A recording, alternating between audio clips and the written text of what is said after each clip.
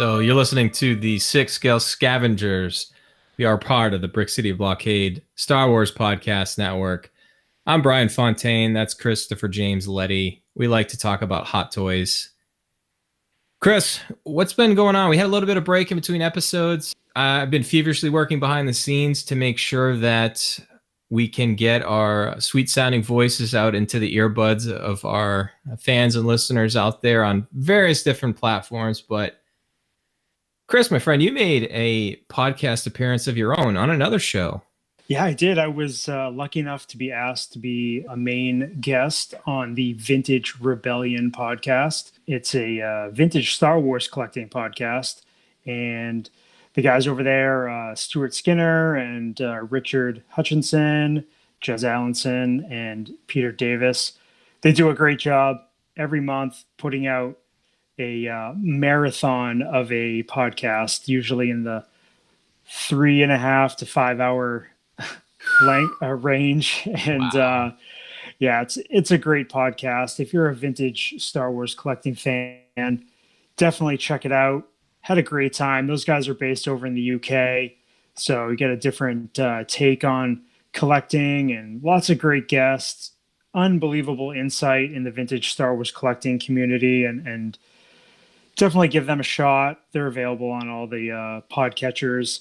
And yeah, it was a great time. Got to talk about Brick City Blockade, Six Scale Scavengers. The host there, Stuart Skinner, he's a Hot Toys fan, so it was nice to hear that. And yeah, it was fun. Got to talk about my love of the Rebel Commando. And yeah, I mean, it was cool to be a part of another podcast and share that with a different community. Awesome, man. It was good. Good set. I didn't get a chance to listen to the whole show, but being the good friend I am, I definitely listened to yours. So those guys do a great job. So speaking of Apple Podcasts, we're actually now on Apple Podcasts. Finally, we got the approval, and we're out there now. And I got to say, our early listeners and stuff, they're just fantastic and great. I mean, we've already got a bunch of reviews out there, some ratings.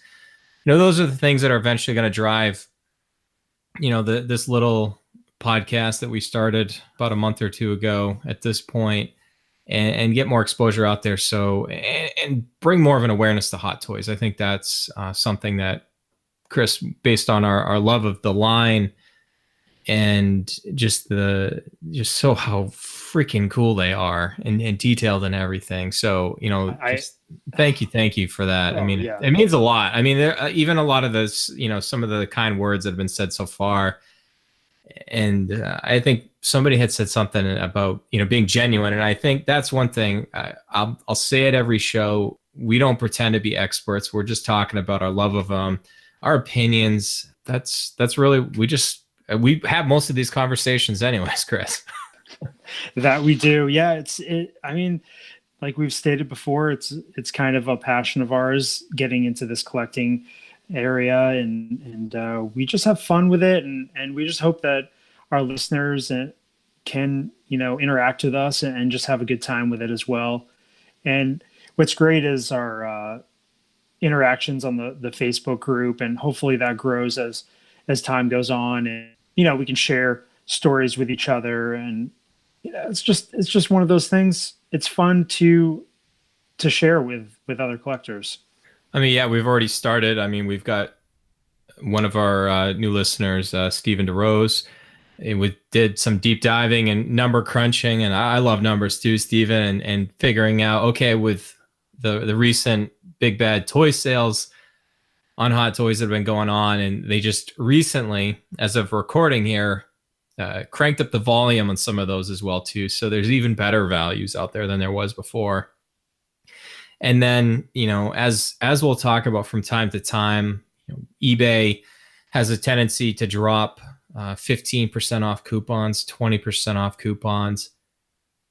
Those are usually music to our ears as Hot Toys collectors, especially if you're on the lookout for something, an older item, even a newer item. You knock 15 to 20% off the price, and you can really score a pretty good deal. And it's the entire value of your cart as well. So if you find, a few figures even if they're from different sellers, you can apply that coupon rate to all of them. And it's just, it's hard to plan for because they happen so randomly. And I remember joking with our friend Bill Janowski of the Door Claire, and it seemed like it was either in the spring or early summer. It seemed like every single week they had a coupon, and it's like, well, yeah, this never happens, but it kept happening, and then there was a drought, and then it dropped again.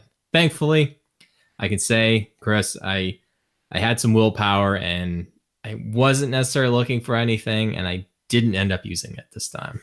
Yeah, I didn't either. It's tempting. It's definitely tempting because I think I've bought at least 6 of my Hot Toys with those coupons, and I'm glad I did when I did, because some of those figures are already, you can't even touch them for the prices that I got before the coupon was applied.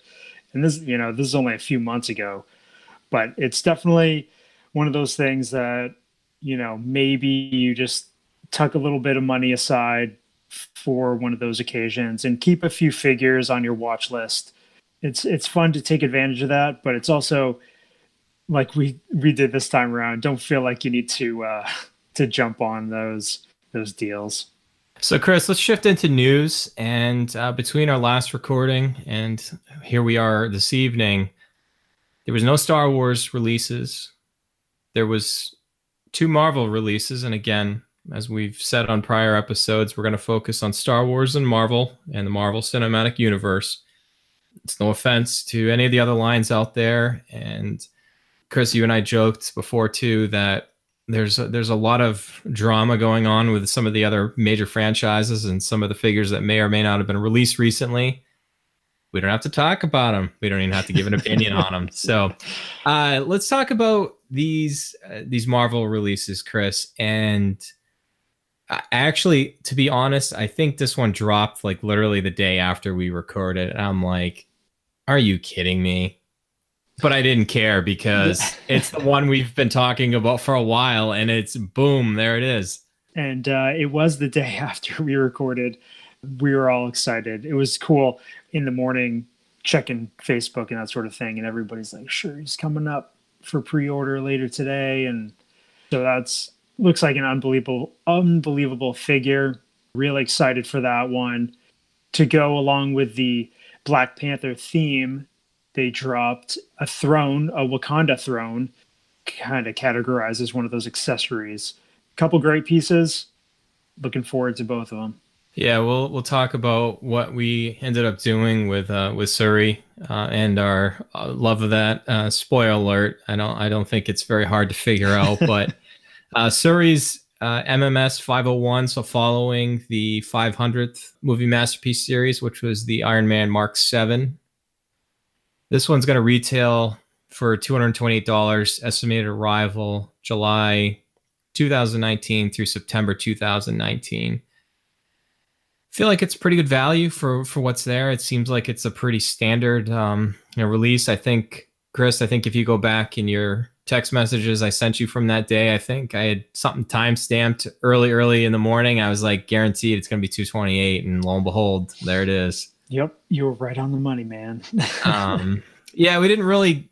I mean, no offense against the Wakanda throne. It's definitely something that could be appealing, but I don't personally have Black Panther up for pre-order. I know that you do. It's I don't know. It seems like it'd be limiting for setting up the collection. I think it has a place, and you certainly could go for the Black Panther. Well, actually, the second Black Panther. The first one was out in Civil War. I mean, you could have the Black Panther one. You could have Civil War one. You could have Killmonger eventually. You can have T'Chaka. And then Suri here, and you could have quite the Wakanda setup. But that one's a little bit more reasonable at $110. But I mean, $110 for a piece of furniture seems a little pricey. But it's not quite as bad as that Iron Man accessory set. Oh yeah, definitely not. No, I think the idea. I mean, I don't know. This is just spitballing, but it's possible they're getting. They put this out to see what the market is going to be for it, and if maybe they're going to pursue other sorts of accessories that we can add to the collections. And I guess we'll see what happens. I'm not going for it, but it is nice to have something like that available because it just kind of might set up things going forward. Yeah, and that one looks like it's going to drop in February, and I believe that was right around when Killmonger and Black Panther are going to be dropping, so timed up pretty well. Wow, we're bad hosts. Well, our feature figure that we're going to talk about this week is going to be the Black Widow from Infinity War, but Chris, some other Infinity War figures have just hit Sideshow, including a Thor Ragnarok. Gladiator Hulk is now available at Sideshow and other retailers. And then also the Rocket and Groot 2-pack. So I know the Gladiator Hulk, a lot of people really like that figure. It's really appealing. For me, it's a little bit too specific of a figure, but I would like to get a Hulk someday. And then the Rocket and Groot 2-pack, I mean, they stole part of the show with Infinity War and they look really good. But I've already got the Rocket Deluxe from Guardians of the Galaxy 2, and I've got Groot from Guardians of the Galaxy 1. So I won't be going for that pack, but for those that want both those characters, I think it's a pretty good deal. Definitely looks enticing, and as Marvel Cinematic Universe fans, and now having Infinity War out on home release, it's pretty cool to be able to go back and see some of our favorite characters. And you, as you said, that sweet rabbit definitely stole the show, and so I'm actually using that as my fantasy football team name on a bunch of teams this year. Yeah, Sweet awesome. Rabbit, Sweet Rabbit with a picture of my logo is Rocket. Another release too, and this one happened fast in between our last episode, was Darth Vader MMS 452 from Empire Strikes Back. I feel like that one came out a little bit early, maybe almost 2 months early. It was available in Hong Kong, and all of a sudden Sideshow had it in stock. It's shipped already, and our good friend Jem Roberge actually has his in hand and kind of gave it the 2 thumbs up already. So Chris, I know that's not one that you and I have probably. I know that you're not really focusing on Star Wars, mostly just Marvel. Wasn't planning on getting that one. I know our good friend Scott Inch in Scotland also has that one on the way, so we'll definitely have to get some more firsthand takes from Jim on how that figure looks. Yeah, absolutely. Just a couple pics that he posted on our message board. Vader looks pretty sweet. Can't deny it. So another thing coming early, and I know this is one that you've got on pre-order, Chris, is Deadpool's coming early and very early. Yeah, I was really surprised that was coming. It's 2 to 3 months early, roughly, if it drops in October. And I had to scramble a bit because I wasn't planning on that, but I'll sneak him in the budget. But yeah, I need that little unicorn accessory and stuff. But no, I'm excited for it. I'm a big Deadpool fan, and I never got the first release. I was kind of holding out. I knew Deadpool 2 was coming out. I thought for sure they would release another one, but I would like to see some of his friends be released, but I doubt that's going to happen. There's a couple third-party companies that have come out with Cable and Colossus, but I won't be going that route. Yeah, I guess I should probably not admit this now, but I haven't seen the second Deadpool yet. Oh, yeah. I know. No, it's funny and everything. There's bits and pieces of it that I like a little bit better than the first one, and vice versa, but it's just fun. That's all. All right. Speaking of fun, we'll move into our collecting update, and obviously, as we mentioned last time, it definitely was never going to be as epic as our last episode was with talking about incoming figures and outgoing figures. But that's what happens when you sell a piece in your collection that's going for like 2.5 to 3 times what it went for retail. But yeah, it allows you to have some more fun money. But we teased it a little bit ago. Obviously, pre-orders. Suri, she was a first day pre-order for you. Yeah. I just ordered her Definitely. a little bit ago because I had gotten one of those sweet $20 off coupons that sometimes Sideshow will attach to the box. They're promo codes that you can enter into your Sideshow account. I definitely recommend signing up and, punching in your email address, even if you don't plan on, getting any figures there. Coming up with Halloween, they do like a spooktacular, and they give promo codes away like they're candy. And it's a good way to kind of build up your balance and be able to use them on some figures. So I definitely was there. It was I had to show so much restraint, Krista, not to order her on day one, but I knew I had some points coming in, and just got totally surprised today with one of those Sideshow coupons. Yeah, I know. That's one of those things where sometimes maybe a first day pre-order is not really necessary. It is part of that collecting fun and getting in there and locking one down. But it worked to your benefit. Holding out a little bit with an unexpected coupon. But there's a little catch to that, right? You couldn't combine it. Yeah, so I had some other reward points that I had that I just kicked in. I think for may have been when I got Ray. So usually, and you've mentioned it before, it's usually about 40 days since after something ships, get your points added into your Sideshow account. So you couldn't double up, you couldn't use both, but I mean, $20 off on a pre-order, wasn't too bad. And obviously, we just said a whole bunch of good things about that one. We're both really excited about that figure, and that one will be coming out, as we talked about, next year. So we got to wait not quite a year, but pretty close to that.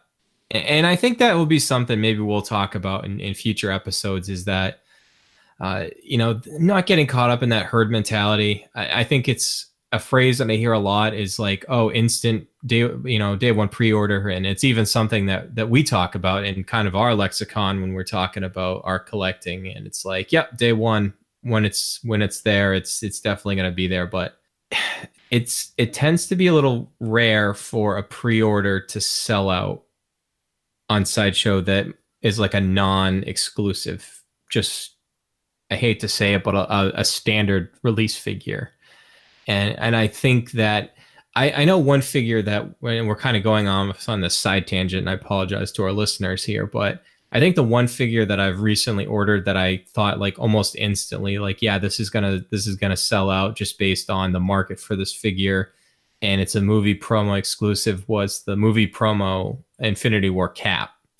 And I felt like that one is like, I think you and I instantly on day one were like, yep, got to get that one, got to get it, in our carts, and that one's still available. So I think for me, that's a good learning experience to know, like, sometimes depending on how it fits into your budget, maybe you've got some points on the way for some figures. It's perfectly okay to wait. Yeah, and it's part of the learning process. There was a figure I bought earlier this year in the Netflix Daredevil, and if I just waited, there was all kinds of promos going on for like $35 off that figure and stuff, and I kind of wish that I had waited, but I was kind of excited. I love Daredevil as a character, and so I'm like, I want to lock it in, and it just sat there being available forever.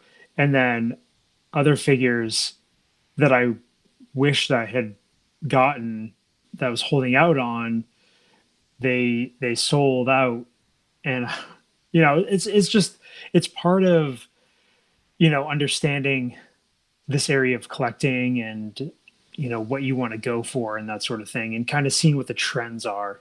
Yeah, I mean, and I think that's why we try to be as transparent about this as we can, just to show that we are, we're still learning too. And hopefully, not that we're making mistakes here, Chris, but, hopefully people that are new to the collecting are very interested in it, that, hopefully this information is insightful to them. So, Chris, we didn't stop there. I didn't, at least. I know that you've got something that you added too. I had mentioned it. I had the figure en route last time we recorded, but it did arrive in between us recording our last episode. But Anakin Skywalker from Revenge of the Sith, MMS 437. Now, this is the non-Sith Eyes version.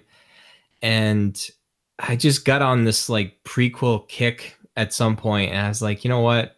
I definitely want to add Anakin to my collection. I think part of it was I was also at the time reading Thrawn Alliances, so we won't get into or listening to it, excuse me, on Audible. So that may have came into my thought process on that one as well. But and I've talked before that some Hot Toy reviewers had kind of had that as one of their top 5 figures of the year so far.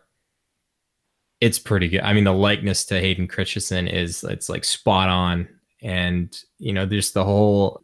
I would love to be able to. We'll review that in an upcoming episode as a feature figure. So I won't go too into depth on that one, but really glad I added that one. And then, not to be outdone, we've talked about it, and those big bad toy store deals that have been going on for the Hot Toys. I just happened to look one day, and all of a sudden I looked at it. I'm like, I think those have gone up. They certainly looked a lot higher, and I think at one point the figure I'd really been eyeballing was Finn from The Force Awakens, and I think at one point the promo was $75 store credit back, and I looked at it, it was $125, and I'd start doing the math in my head. I'm like, that's a pretty darn good price if you take that off, and then being able to use that for something else, whether towards another figure, whether it's holiday shopping coming up, birthday presents for my son. I was like, you know what, I'm gonna do it. I want to add that figure next to Rey. Obviously love The Force Awakens. Again, maybe a figure we'll review in depth in a future episode. It's been out for a little bit. Definitely glad I added that one though. Yeah, that Finn figure is a great looking figure, and it's hard to argue with that deal. Having that store credit on the other end, definitely worth it there. So, yeah, I went a little bit different route. I went with an older figure that I've been kind of looking at for a while, and it's Thor from the Dark World with the light Asgardian armor, MMS 225. I picked that up on eBay. Yeah, I mean, I got a really good deal on it. That's the one he doesn't have. He's got bare arms and comes with like pretty cool rain cloak kind of thing. Yeah, I mean, I've got the Infinity War Thor on pre-order, but in my mind, I kind of want to set up Thor in this iteration along with Loki from Ragnarok and Hela in kind of a display. So that's pre his haircut and all that stuff. But yeah, it's a great looking figure, man. I mean, it holds up really well. What I really wanted the road worn exclusive version from Ragnarok, but the prices are just silly on that thing. And a lot of people were comparing this one from Dark World to that one, and a lot of people actually preferred the Dark World one, but I don't know. I'm glad I picked it up. Comparing the sold prices on eBay to the similar one, I mean, it was like $50 less than anything else in the last couple of months. So, and it was an auction too, and it was ending at a weird time, and it just worked out. Sometimes the right place, the right time, and just works out for you. So obviously, looking forward to catching that one at some point. And obviously, Thor is a favorite of this 6 Scale Scavengers podcast. So, Chris, all right, let's get into our feature figure. And as I wish I had said at the opening, our feature figure this episode, literally just in hand. We both got it this afternoon. Oh yeah. I've had less than really an hour with it, which not like that's a little amount of time or a lot of time or anything, but this is one we've been looking forward to for a while. This one was the pre-order went up for this on April 6th, and the only reason I know that, Chris, day one pre-order, baby. Yeah. This one originally, we said it was MMS 460. The retail price is $228. It's now available on Sideshow, and this shipped on the first shipments went out Thursday, August 23rd, 2018. Surprisingly, though, Chris, this basically was about 4 months from announcement to ship, and I believe it was Japan actually got this figure almost when Infinity War was being released. So people have been able to get their hands on this figure if they really wanted to, if they wanted to go through and import and find somebody that would ship it to them. So it's been out there for a little bit. There's some, I don't really, no, let me strike that. I'm not going to get into what other people think of the figure. I'm going to go solely based on, what I do, how I feel about it and stuff. So just going through the features on this, and this is pulled right from the Sideshow website. It's got the body with 28 points of articulation. There's no way in heck I'd ever be able to figure that out on my own. It's got 8 sets of 8 hands. The costume obviously is just immaculate. We'll get into that in a little bit. Comes with her disc shooters or batons, combined baton, being able to put the 2 handles behind her backpack, and obviously an Infinity War themed stand. Chris, let's just get right into this. And this is really unique, and I'm not sure this is ever, it'll probably happen again, because I know there's a couple other figures that we both have on pre-order to add to our own collections. This is a figure that you and I both have in hand right now. It's very unique. It's the first time it's ever happened on our podcast. Yeah, it's pretty cool, man. I know we both have our different styles and stuff with what we're going for, but we're both big fans of Black Widow, and she's an awesome character in the MCU. She's played by a great actress, and this figure was a must for me. I've got the Winter Soldier Black Widow figure. I know you have just a few other Black Widow Hot Toys figures. Yeah, we will mention this is the 6th, just like the 6th, and it's such a tongue twister. I should have came up with a different podcast. I know. It's the number 6 Black Widow they've done. The first one being from Iron Man 2, the next one being from Avengers, then the one you mentioned with Winter Soldier, Age of Ultron, Civil War, and now Infinity War. And I haven't had the chance to. I've still been setting it up and figuring out what shelf I want to put it in my DTOF. But I don't know. It's slowly inching up to my favorite one out of all of them. And there's some pretty good ones. And I think we'll deal with the elephant in the room. And this is just only going to be my take and your take, Chris. The rooted hair, and this is something we'll probably talk about at length, and no pun intended, at some point, with the different variations of how some of the characters and how Hot Toys, when they're sculpting these, decides to do what we'll call sculpted hair, which we've talked about in our prior episode with Rey from The Last Jedi, and other figures I have. Any of the Rey figures, any of the male figures they do. I have the Hoth Leia, also has sculpted hair. So it's interesting because I feel like characters like Black Widow, Scarlet Witch, and some others, they choose to go that route. And I think I know why they do, because they don't really have, I mean, this is the shortest hairstyle that Scarlett Johansson has had in any of the MCU films. Well, pretty close to it. And I feel like if you do sculpted hair for the figure, it would probably really limit the posing options and, different things. I don't mind it, Chris. No, I think you nailed it right on the head. Yeah, I know. It's bad.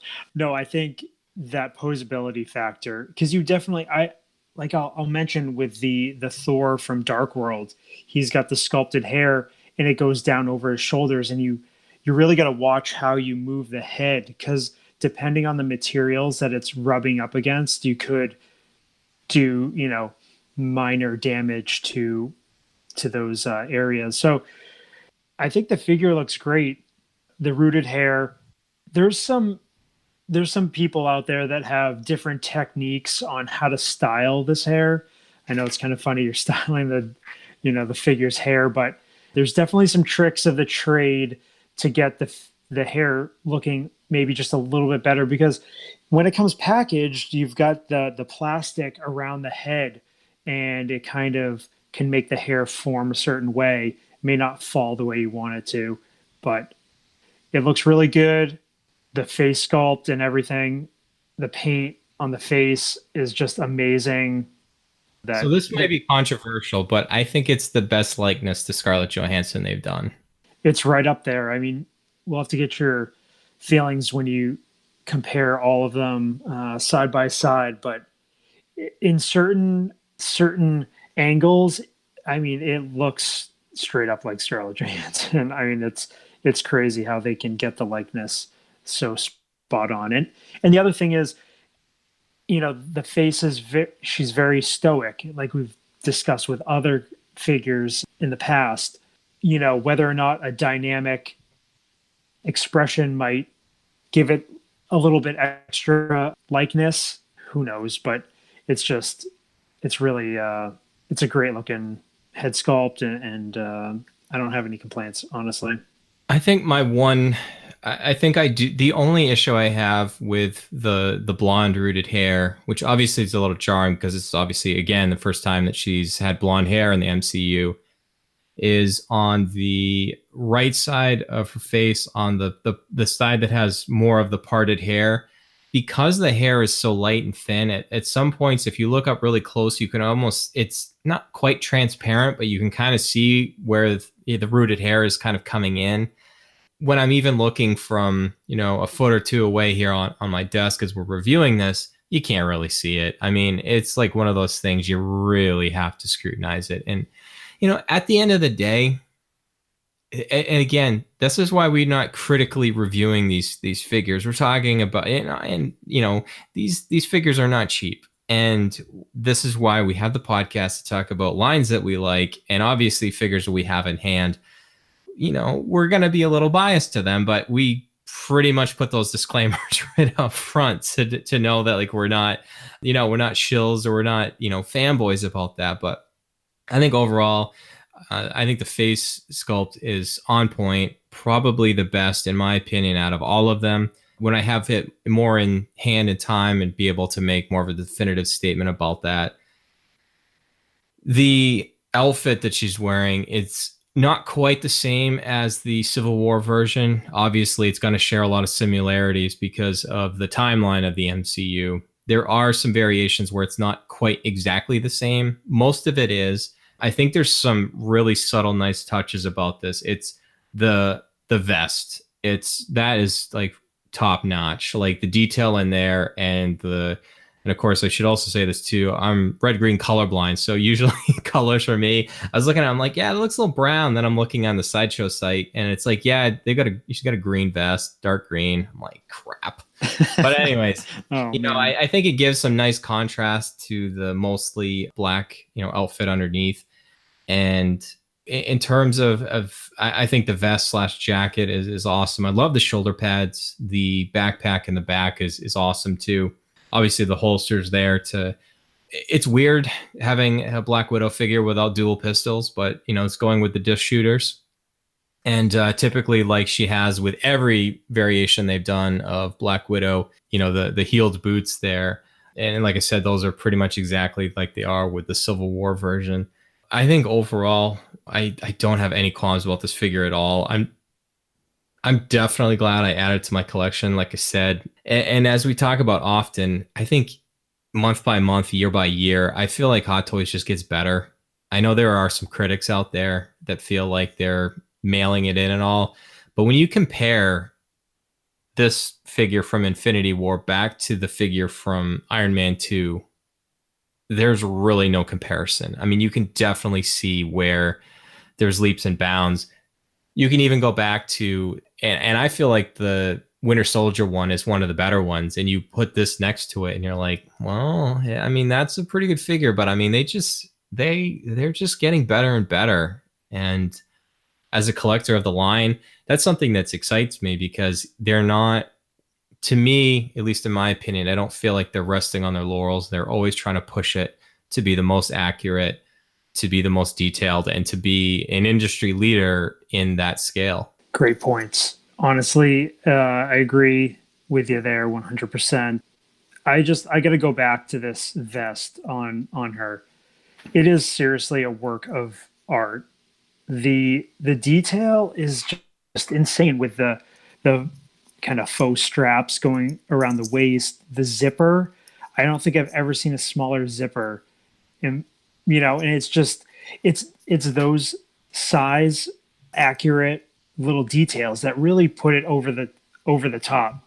I just, all the different fabrics, the different materials, it's just crazy, man. I mean, the stuff that they can do with the clothing and the scale is just, it's just insane, Yeah. honestly. Yeah. I mean, that's the thing too. It's like I'm continually amazed. And, we've talked about it before, and I may have mentioned it way back on one of like even on our preview episodes, is like, because there's so much anticipation that's built with these figures. I mean, in some cases, I mean, this is a rare example where there was only like a 4 month lead from where you pre-order to when it's in hand. Most of the time it's 10 months, 12 months, sometimes even a little bit longer. That it's like this collector religious experience. You get it and you're just like, anticipating, knowing like, okay, it's going to be there when I get home and open it up. And it's like, how do they do it?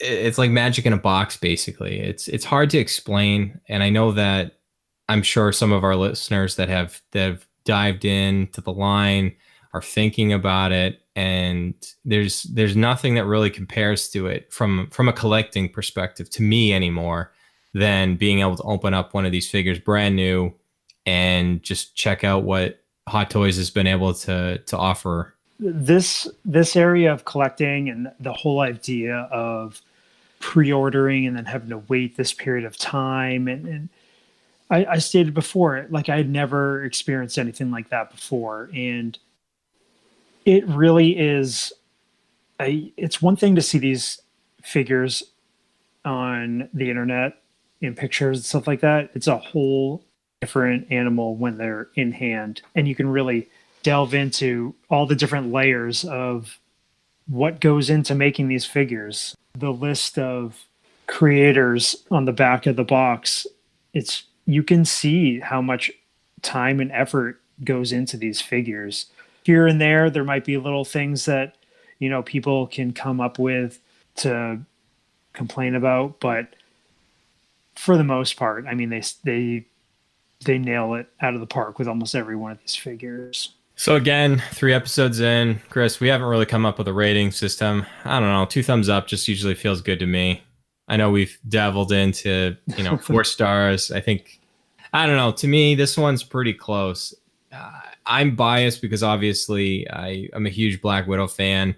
I have all 6 of the figures in my collection. Obviously, she's a focused part of my collection, part of the MCU. I have minor qualms about a little bit of the rooted hair. I don't know. When you mentioned something that it was a great point to make about how they wrap the head in plastic, protect it in shipping, that sometimes the hair gets a little formed. But even without using, I don't know, I'm nervous about using kind of any hair products on these figures to make it look a certain way. I just go by the old standard. I'm just gonna, gently fluff it out with my fingers a little bit, and hopefully that does the trick. And it seems to be pretty good right now. I definitely like this one quite a bit. Definitely glad I've added it. And, I think you may see some in the collecting realms that were going to be more overly critical of it. I would have gotten this even if she was bald, probably. So, that's. Yeah, I mean, I don't know about that, but no, I know. I just. Well, I mean, the only other things you kind of can get into are a little bit of restriction with the style boot that she's wearing.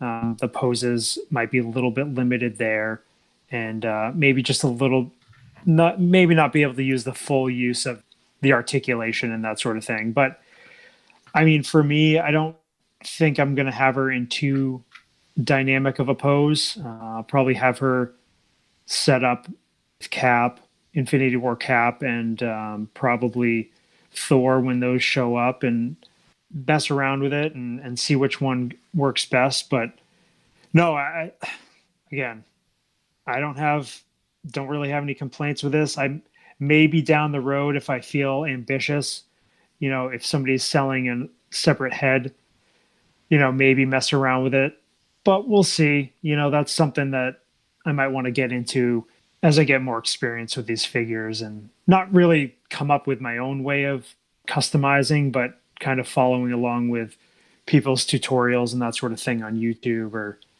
I don't know, just add another layer to the collecting.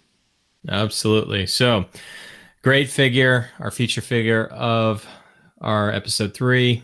Chris, it's that time. I think it's time for plug time.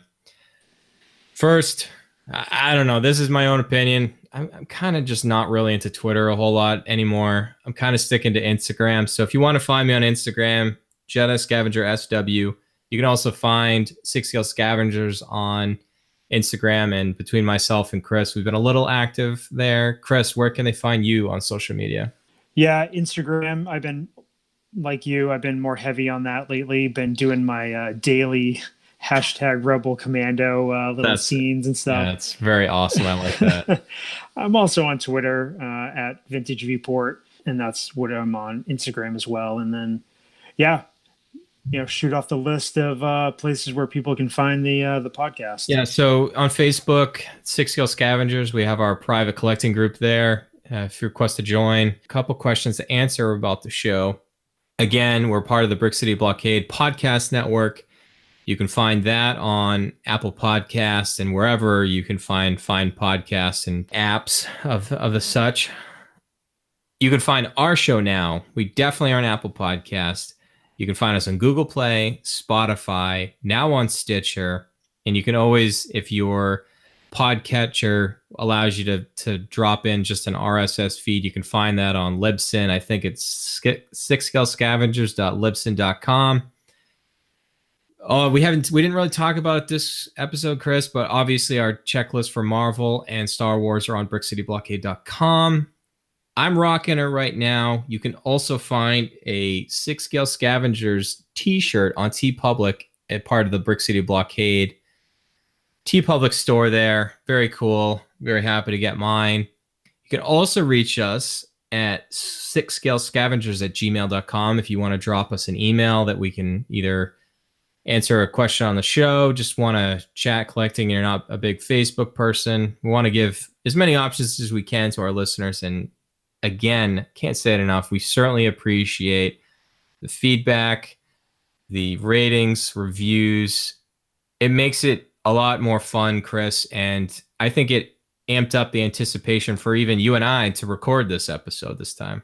I know we got a lot of feedback of people saying, I can't wait till your next episode, like just coming up with ideas on putting out more content and that sort of thing. And we definitely, we'll take that feedback into consideration and see where things go going forward.